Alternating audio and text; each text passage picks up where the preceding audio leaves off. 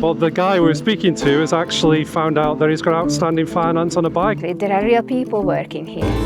Oh, they shut the gates completely as well.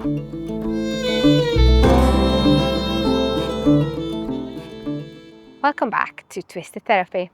Today, we are in the sunny Macclesfield, parked up outside of Superbike Factory. You know when you're completely new to bikes and then you haven't got a clue what fits, and all the bikes that you don't know about, and then you come to check. Some feels too tall, others too heavy, and after sitting on 20 different ones, somehow you leave from the place even more confused than when you arrive. Now, this was this place for me. Superbike Factory always had split opinions, but some riders swear by it, some couldn't touch it, and I can only speak from my own experience. When I was starting out, this was where I came to sit on all sorts of different bikes without feeling like I was wasting anybody's time, and I was not rushed into buying anything. Now, a few months ago, work gave me a voucher for this place, and today I learned that they got into administration.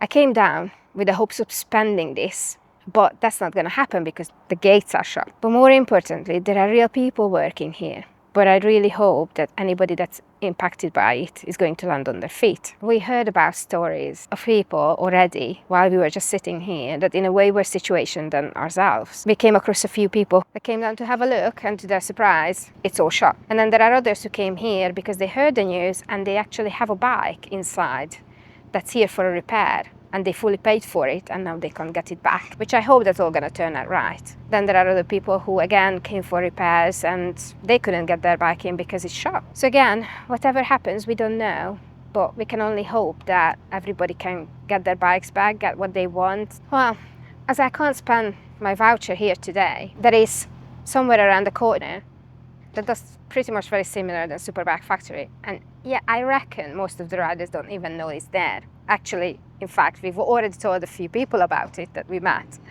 that there is a company called Big Moto, and they're just up the road from here, 2 minutes away. And we're gonna go there and check it out and see what they've got. Let's go. Oh, they've got some chairs out. Oh. Creating a little hub here. Oh my God, there is so many bikes out. Should we stop here? Well, let me just go ahead and have a look what's over here.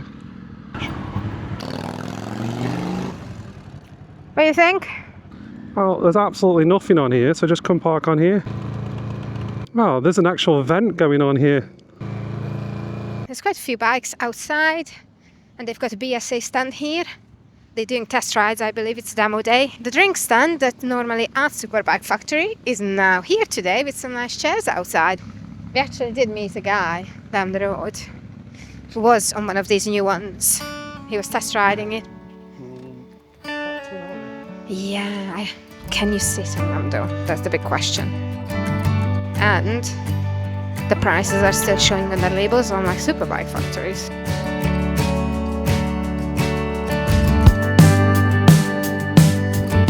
Some Chinese ones. Nice.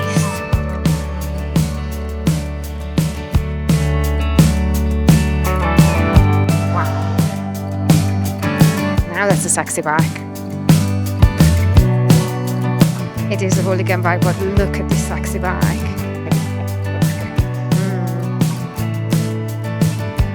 An Aprilia RS 660 now. I bet Lisa would like this. Yeah, nice bike.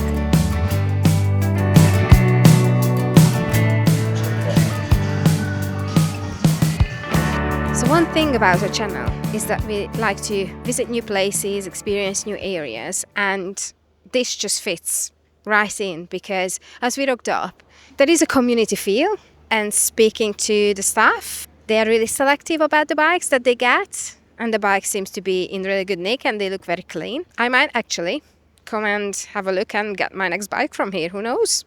That's Big Moto. I'll tell you what, I didn't realise there was such a community here, did you? I haven't. It looks quite good. I suppose the food van helps a lot. So when she turned up, apparently at Superbike Factory today, she wasn't aware, so they very kindly let her set up a stall here, and I think that's brought a lot of footfall here. It's been very good for them. Doing some sort of test riding today. Yeah, BSA was here by the looks of it doing some demo. Shame we didn't bring my licence. Quite small engines, like 400, 350, 250s. They sound amazing. Yeah. A key's in my pocket, innit? And it's not even in my pocket that's at the side, it's in the pocket under the vest. Shall we go a long way home? Let's do it. Always choose to take the long way home unless I need a poop. Oh, we spoke to a lot of people while we were there, including some subscribers, Yeah, which was nice. that was nice. Well, the guy we were speaking to has actually found out that he's got outstanding finance on a bike he's just paid. Yeah, that's really bad. Scary, scary thought. And his bike is actually, he's bought it about 10 months ago, is that? Yeah. The company that owns the finance is coming after him, basically. And he paid cash for the bike, he says. And that's what's the worst thing about it, I suppose. The date we're recording this on the Saturday, what's the date today? 18th. 18th, so everything might have changed by Monday and Tuesday. Oh, you never know.